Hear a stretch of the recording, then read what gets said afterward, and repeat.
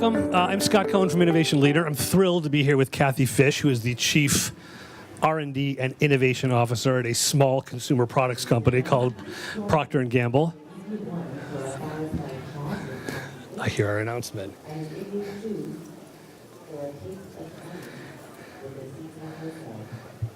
All right, I heard the announcement, so I guess we can officially start. So welcome. Hey, folks, this is your event, so if you have questions, I'd like you to just raise your hands, and we'll try to get them answered.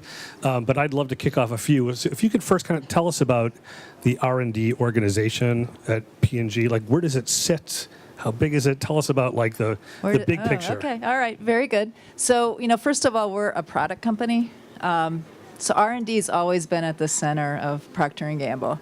We create enduring brands that grow over decades.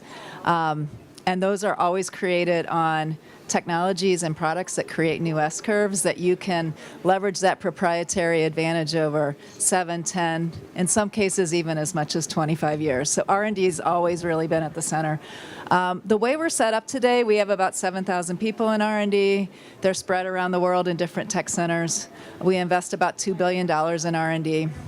About 75% of that sits within our 10 core business units, and about 25% is in corporate. The 75% in the business units, work to create innovation strategies that support the business strategies and then innovate with their multifunction partners to really drive those businesses. And in corporate, we work on leading edge technology platforms that can go across the multiple businesses and be leveraged in a way that way. Tell us about the organization. So I remember I interviewed Dr. Mahmoud Khan at PepsiCo, and he reports right to the CEO. Yes. Like, where do you kind of sit? I report right to the CEO. Okay. And I only have corporate R&D reporting to me, but I have a leadership team of R&D leaders in each of the business units that feel like they dual report to me, and the CEO holds me accountable for the health of our innovation portfolio. Yeah, can you talk a little bit about that? I know that a lot of big public companies, they may have like a central R&D function or an innovation function, and then there's tons of stuff embedded in the business units. Yeah. Like, talk about how those things are all connected and how they roll up to you or not to you. So I have a vice president of R&D in each of our 10 business units, and those vice presidents directly report to the presidents of that business. And so they're very focused on what's the business strategy, so therefore what do I need to do from an innovation strategy to support the business, and how do I do that in the short and the medium and the long term. So there's long-term innovation within the business units. Those vice presidents also, they don't dual report to me officially, but they act like that because I have influence on their career, and those things do matter. And we really come together to share best practices across and to share with each other what we're learning, and to also talk about what are the kinds of investments that we need to make as an R&D organization to make sure that we're leading Procter & Gamble into the future. Sure. Questions? I'm a journalist. I can ask questions all day, but definitely raise your hand. Yeah, shoot. So clearly the aspect of innovation to make new things or advance your products is one part, but to do it efficiently and effectively and continue to get better at it, what are the things that you're finding you're running up against in that dynamic about how you continue to get better at innovation?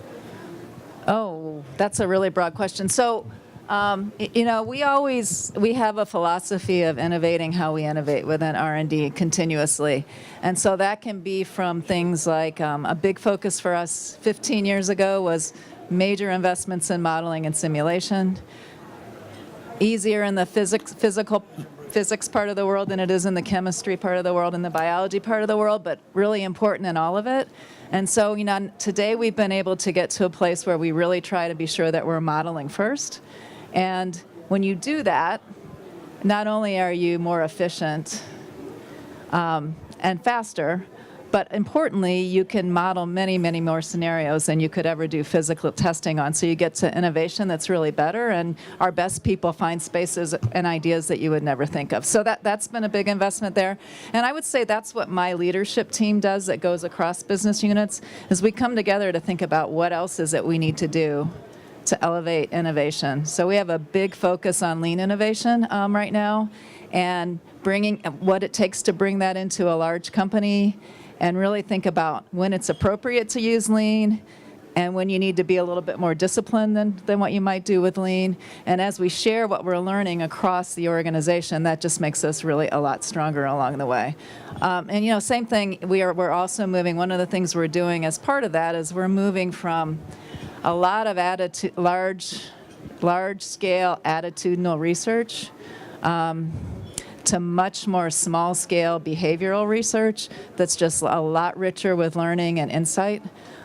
So those are the kinds of things we work in our group. Very important to always have a lens on what is it you need to do differently to continue to get better. Give us your company too, Sashay. Hi, Kathy. This is Ray Johan from PatSnap. Really enjoying the talk. Kathy, last week we were in Amsterdam, and a senior executive, part of a large pharma company, spent a lot of time talking about the pain they're going through in mapping the knowledge management and collaboration in specific, Kathy, with R&D. So this is a pharma company which is over 300 years old. An R&D organization, Kathy, is disparately spread around the whole world, and they've struggled to grab a hold of knowing what they actually know. Within their company. Within their company, Okay. the internal R&D landscape. Yep, And it's really important. So I was curious, is that a challenge at P&G? Oh, it's and a huge challenge. How are you guys trying to tackle that one? I was just So curious. it's even a challenge in an individual business unit because we're big, right? So when I used to run R&D for our baby care business, and we would go to a company modeling and simulation event, I would find my baby care folks would learn more from each other than they would learn from other people because we were on the leading edge at that point. So what we try to do internally is really organize into disciplines. So things like process or analytical or flavors and fragrances or microbiology, where people come together. And then also communities of practice where people come together across business units, across places, and then they start to share things really openly. We also have a system called Innovation Net, so all of our internal communications are available for people. We are in the process of trying to digitize everything that we do so it's accessible for people to be able to search, and we're making good progress on that, but we've got more to do. We're also thinking about how do we make sure that we get, I think as we do that, we'll get to a good point where we don't lose the knowledge from people as they retire.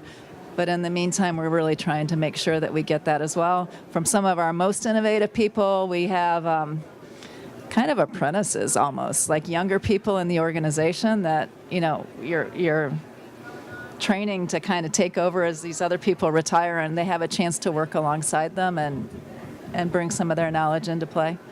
Does that make sense?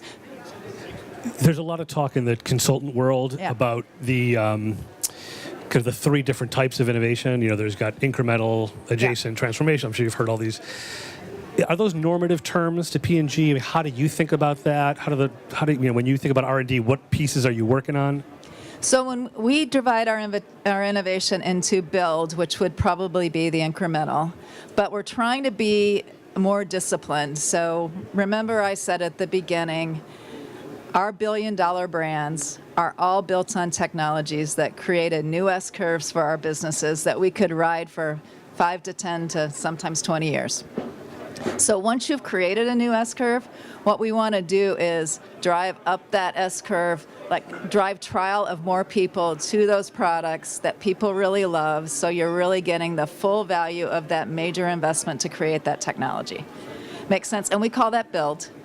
So if you look at Tide Pods today, and I'll talk about that a little bit, we launched it 6 years ago. It's still growing 20% a year, and it's growing 20% a year because we're focused on driving trial, making the product a little bit better, but in meaningful ways. So Tide Pods with Febreze or Tide Pods with Downy that, start to bring other people in. That's called build. We want it to be incremental, but not important incremental, not just another thing. And then we have transform, and that would have been the original creation of the Tide Pods platform. So that was you're either resolving a major tension or you're adding a major new benefit in a way that really elevates the standard for the category. Sure. And that's a transform. And for us, because we have built enduring brands that last 70 plus years, 100 plus years, it's really important that you continually transform your current business. And when you do that, it usually generates a whole new spurt of growth. And that growth is the majority of what keeps Procter & Gamble healthy. That's where but then to stay really healthy, we have to also be creating, which we call create, new revenue streams for the company. And those can often be new jobs to be done, or they can be us choosing to get into a category where we haven't been in the category before and just doing it significantly better than somebody else is doing it. Gotcha. Shoot, yeah. Give us your name and company. Sure. Kathy, hi. Paulo from the Ayala Group out in the Philippines. Big fans of P&G. You spoke about transformational. I think two things of late. One, you bought Merck's consumer Yes. healthcare Yes. business, quite transformational. Yes. The second is on the reverse. I think you split up a joint venture with Teva. Yes. And you broke that apart. In those situations, whether it's big platforms like that getting in or getting out, how deeply involved is your innovation group, both I guess pre and post acquisition? I just curious to see how P&G thinks about innovation vis-a-vis M&A. So so historically for P&G, our most successful M&A, our most successful acquisitions have been when we've acquired a company that's reasonably small, and we've been able to actually transform it through innovation. So if you look at Olay and Pantene and Charmin and Bounty, they would all fit that description. Because from an innovation standpoint, where we add value is when we can really elevate the standard for the category. So my R&D organization will always get involved in vetting an acquisition, because we need to look at how robust is their technology, what competitive advantages do we think they have. From a quality standpoint, do they meet the standards of our company, or are we going to have to do a lot of remediation?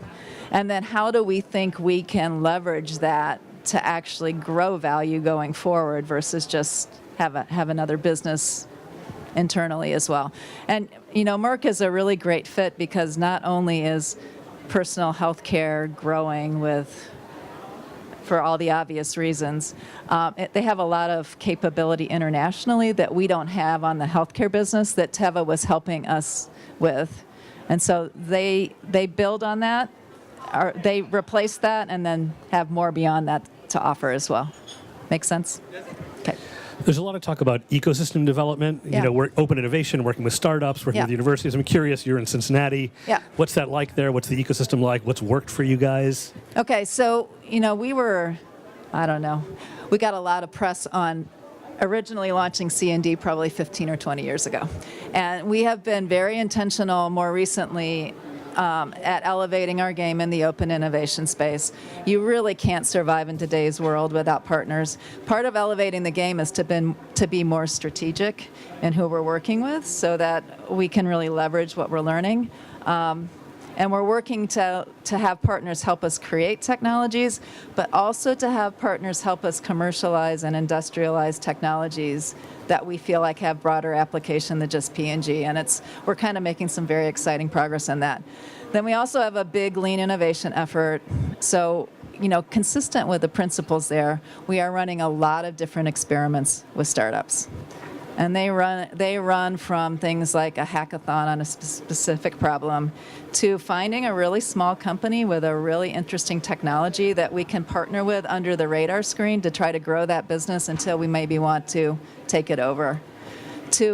We are now looking at how do we partner with entrepreneurs, successful entrepreneurs, to help take an idea that we have that might seem small right now and grow it into something big enough that then we can apply what we're really good at to it. We just made a couple of small acquisitions as well of startups like Native. So we're running a whole bunch of different experiments. The ecosystem in Cincinnati is actually developing really quite nicely from a startup standpoint. We have between Kroger and P&G and Nielsen, we just have a lot of consumer people in the Cincinnati area, so a lot of startups that are really focused on that and a lot of great capability. And we're finding partnering I think, as you all know, partnering with startups requires you to be very intentional and to maybe run some experiments to see what can work best, right? Right. All right, I'm getting the signal that we have time for maybe one more question before Kathy gets mic'd up for the main stage. Anyone want to venture one? Can I get one behind you?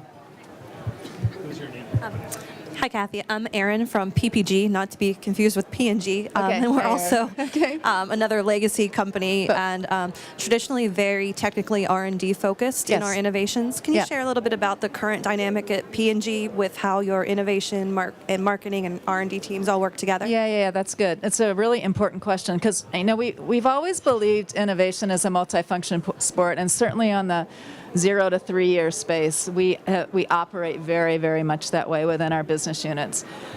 I think in the FEI space, which is what this is all about, that's been more challenging. And historically, we have started with R&D, working both from the consumer side. We have a really good consumer group in R&D, and what's needed from the consumer side, what's possible from the technology side, and R&D will work a proposition for sometimes a number of years before we decide it's ready to really bring in our commercial and our technical partners. And while that's served us well historically, we are now finding that it's slow, it's expensive.